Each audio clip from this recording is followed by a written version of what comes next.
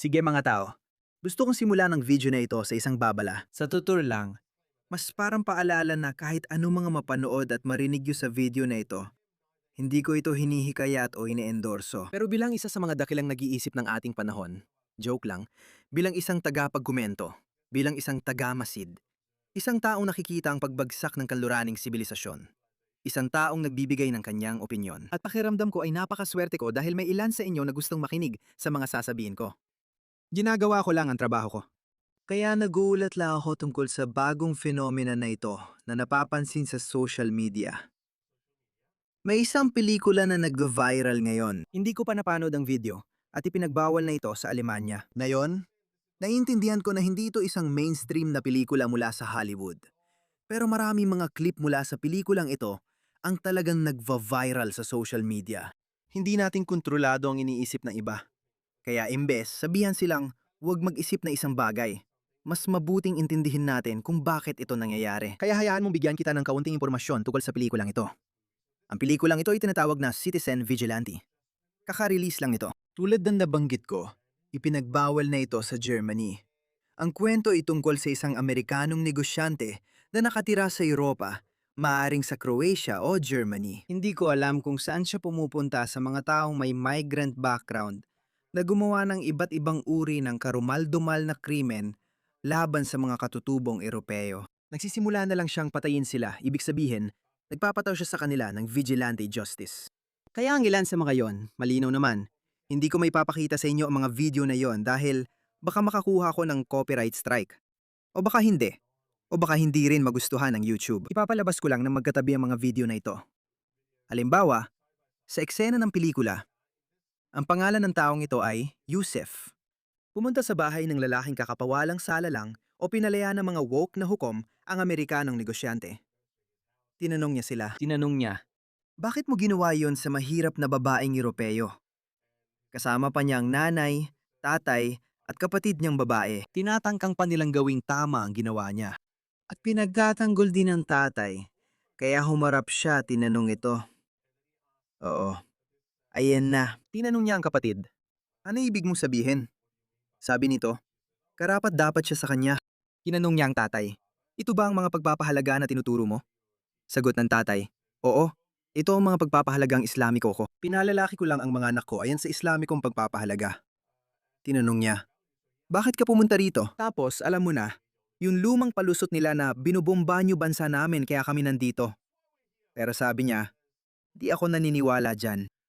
Hindi, sa tingin ko, politically correct pa rin ang pahayag niya. Sabi niya, masasama ang umalis ng gitnang silangan, mabubuti ang naiwan. hindi ko nga gagawin yung pagkakaibang yon dahil kung ito ay, Dahil alam ko, ito ang pangunahing pananaw ng lipunang Muslim. Kaya anyway, gaya na nakikita mo, may ibang tao pang pumasok at pagkatapos ay binaril niya sila at nagsimula siyang barilin sila isa-isa at lahat sila ay patay. Wala siyang ipinakitang awa sa kahit sino sa kanila. sabi ko nga, hindi ko sinusuportahan ng ganitong asal. Pero di ko maintindihan kung bakit sobrang reaksyon ng lahat. Hindi ko lang talaga maintindihan kung bakit sobrang apektado ang lahat tungkol dito. Kasi ilang pelikula na bang napanood natin, mga mainstream na pelikula sa Hollywood, na nakita natin kung saan, alam mo na, yung pangunahing karakter ay gumagala at nagsisimula magpatupad ng vigilante justice. Si Spider-Man, Alam mo, vigilante justice din yon. naalala ko yung pelikula ni Hugh Jackman kung saan dinukot ang anak niya At pinahirapan niya ng ilang linggo ang dumukot. Tapos pinatay niya sila. Meron ding pelikula si Kevin Bacon na paborito ko. Pero nakalimutan ko ang title nun. Sa tingin ko ang title ay Street Justice o Swift. Pero di ako sigurado. So, si Kevin Bacon, pinatay ng mga miyembro ng gang ang anak niya at isa-isa niyang pinuntirya yung mga yon. isa lang siyang normal na ama. Pero pinatay niya silang lahat. Ikinatuwa natin yon, oh. Pero ngayon, kapag mas sensitibong paksa na kung saan ang vigilante na bayani ay tumutugis sa mga tao mula sa ibang pinagmulan, bigla na lang nag-aalala ang mga kritiko tungkol dito. Sinasabi nila, nagpapalaganap daw ito ng galit at kung ano-ano pa. Ulit, tingnan mo, hindi ko sinasabi, gaya ng sinabi ko, na ikaw mismo ang dapat maghatid ng ganitong klase ng hustisya. Hindi ko sinusuportahan ng ganitong asal. Pero imbes na basta na lang patahimikin ang mga tao, alam mo yon, subukan mong pagmasdan muna. Bakit ka nag-aalala? Alam mo kung bakit? Kasi nag-aalala sila na baka mangyari talaga ang ganitong bagay. Darating ang panahon na magtatanong ang mga tao, ano nangyayari? Paulit-ulit nating nakikita na pinalalayan ng ating mga gising na hukom ang mga delikadong kriminal na migrante na may makalumang paniniwala. Ipinipilit nila ito sa ating lahat, kahit wala tayong kinalaman. Marami ang hindi pumayag dito. Karamihan sa mga tao ay pinagbili talaga ang ideyang ito na tingnan mo, alam mo, ang Amerika ay nagbababagsak ng bomba sa kanilang mga bansa at, alam mo, may digmaang sibil sa Afrika. Mabubuting tao ang mga ito. Katulad lang sila natin. Tingnan mo, baka nga ganoon sila. Pero ang hindi nila sinabi sa atin ay magdadala sila ng sarili nilang mga pagpapahalaga na hindi tugma sa mga pagpapahalaga ng kanluran. At ipipilit nila, alam mo, ipipilit nila ang kanilang mga pagpapahalaga. At nakita natin na hindi lang mga lalaki ang gumagawa ng mga bagay na ito, okay? Pinatakpan sila ng kanilang mga miyembro ng pamilya. Tingnan mo, hayaan mong ipakita ko ito sa'yo. Kahit yung mga taong ipinanganak at lumaki sa kanluran, tinatakpan pa rin nila ang mga ito. Ito ang ama ng isang Pakistani gang rapist. At papinggan mo siya. Kaya yung eksena sa pelikula tungkol sa mamamayang vigilante, totoo talaga yon. Pinapangatwiranan ng pamilya ang ginawa ng kanilang kaanak. Madalas nating makita ang mga ina na ipinagtatanggol ang anak. Ngayon, ang ama naman ang magtatanggol sa anak niyang nanggagahasa. Pakinggan siya. At malinaw naman, hindi siya birhen o bago sa pakikipagtalik. Pinag-uusapan niya ang isang 12 taong gulang na batang babae na ginahasa ng kanyang anak. Kaya hindi mo ito nakikita bilang panggagahasa. Sa totoo lang, hindi ko nakikita. At siya ay 13 taong gulang. 13. 13 taong gulang.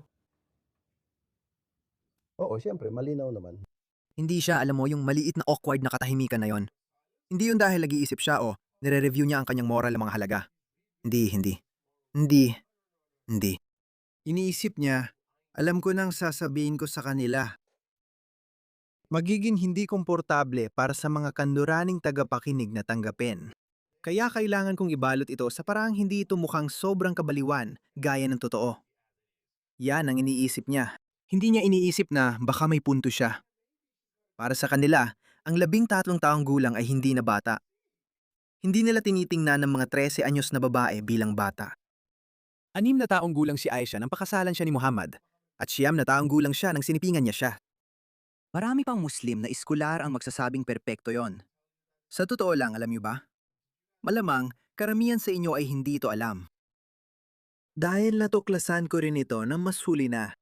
Pinakakaraniwang pananaw ito, kinumpirma ni Muhammad Ijaz at marami pang Muslim na iskular. Hindi nagsisimula ang edad ng pahintulot kapag nagdadalaga na ang babae. Nagsisimula ito mula sa punto kung saan matutukoy ng mga magulang na kayanan niyang tiisin ang pakikipagtalik. Doon ito nagsisimula. Maaring 6, 7 o 8 pa. Hindi ba tayo ng pagdadalaga? Sige, ito na. Sa isip niya, ayos lang. Parang pokpok siya. Investigasyon ni Rupert Lowe, hindi ko kaya. Isa lang ang nabasa kong salaysay ng babae, yata Chloe ang pangalan niya. Siya ang una.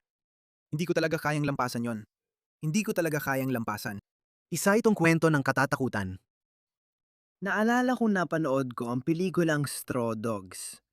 Bata ito sa lugar sa Midwest America, kung saan ang isang babaeng tagalungsod ay bumalik sa kanyang bayan at muling nakasalubong ang mga siga noon bata pa siya at ginahasa siya ng mga ito.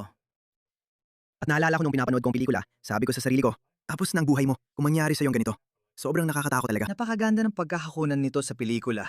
At bilang mahilig ako sa sining at nag-aral ng art, lalo ko itong na-appreciate. Nag-aral ako ng paggawa ng pelikula at pag-arte noon mas bata pa ako. Kaya may hilig talaga ako sa mga ganitong bagay at marunong akong magpahalaga sa magandang sining. Marunong din akong magpahalaga sa mahusay na pag-arte. Naalala ako talagang nakakabahala para sa akin ang Straw Dogs. Pero habang pinapakinggan ko si Asman Gold na binabasa ang salaysay ng babaeng si Chloe mula sa ulat ng Rape Gang Inquiry, naisip ko, Diyos ko, isipin mo kung ang kwento lang ni Chloe ang talagang ginawang pelikula. Ito na siguro ang pinaka nakakatakot na pelikulang mapapanood mo. Pinaka nakakatakot na pelikula, paulit-ulit, At nahahatak siya rito. May mga taong maaring sisiin siya, pero tandaan na 11 lang siya noon. At tuloy-tuloy lang ito hanggang sa tumanda na siya at masyado na siyang matanda para sa mga PDF file na ito. Doon siya pinalaya na maglabing 9 o 20 na siya. Matanda na kasi siya kaya di na siya hinahanap. Sa panahong ito, nagkaroon siya ng anorexia, nalulung sa droga, at nahawan ng malulubang STI. Sobrang grabe. Matagal na talagang nangyayari yan, mga pare. Matagal na itong nangyayari. Nang lumabas ang Citizen Vigilante, ipinagbawal ito ng gobyernong Aliman dahil natakot sila na mangyari ito. Darating ang araw ng paniningil. Uulitin ko, hindi ko sinusuportahan yon. Nagamasid lang ako. Pinapanood ko ang mga bagay na nagbabago, umuunlad, o bumabagsak. Kaya ako nagkokomento. Tapusin na natin ang video na ito. Itong ama. Hindi ko alam. At siya ay 13. 13 taong gulang siya. Oh, siyempre may responsibilidad kami doon. County. Pero pagdating sa issue ng grooming, sa tingin ko, sumobra na ang hukom, sumobra na rin ang hurado. Lumabis ang mga pulis dahil Asian ang mga binata. Asian ang mga binatang ito. Kita mo, kahit nakasabwat ang mga British na autoridad sa pagtatakip ng mga krimen nila, kahit ganon, tingnan mo ang pananaw ng kabila. Sinasabi nila, rasismo. Dapat sana ay nakalayo na lang sila ng walang parusa. Marami sa kanila ang ganoon nga ang nangyari. Libo-libo ang gumawa nito, pero 1,400 lang ang kumpisal at kumpirmadong biktima at mga 600 Pakistani na lalaki ang nahatulan. Kaya ang mga Islamista tulad ni Hamza Yusuf at Mehdi Hasan nagtatago sa likod ng bilang at ikinukumpara ito sa mga puting nagkasala. Sinasabi nila na maliit lang daw ito. Patak lang daw sa dagat. Oo, kaya gusto ko talagang mapanood ang pelikulang ito dahil malakas ang dating ng mga eksena. Mukhang hindi siya malaking produksyon o malaki ang budget, pero pasensya na. Sa tingin ko, napakalakas ng tema nito. At niretweet ko pa nga at sinabi ko, ito ang mga tanong na gusto nating lahat itanong. Kasi alam mo, kailangan nating mag-ingat sa mga sinasabi natin. Alam natin na may mga taong nag-aabang lang sa pagkakamali natin. Tingnan mo, simula na ito. Simula na eksena. Pumasok siya sa bahay ng pamilya. Kapapawalang sala lang sa kanila at nagdiriwang sila. Sabi niya, "Uy, gusto mo bang kausapin abogado namin? Walang hiya-hiya." Tapos itinutok niya ang baril at sinabi, "Sige, pasok tayo. Mag-usap tayo." At tingnan mo ang pamilyang ito. Maayos na nakaupo, tahimik. At yung bata, yung rapist, sinusubukan niyang maging bayani. At sabi niya, "Boom! Sino ka?" Boom! Ikaw. Oo, para maturuan siya. Pero inuulit ko, hindi ko sinusuportahan ng ganitong asal. Kaya sa tingin ko, biglang nag-aalala ang mga German authorities at siguro pati ang mga woke Western politicians sa pelikulang ito. Hindi ko alam kung bakit. Walang nag-alala sa pelikula ni Kevin Bacon, Hugh Jackman o sa daan-daang ibang vigilante movies. Pero di ko alam kung bakit sila nag-aalala sa pelikulang ito. Nagtataka ako kung bakit ganon. Siguro natatakot sila na may mangyaring kakaiba. Hindi ko sinasabi na dapat mangyari yon.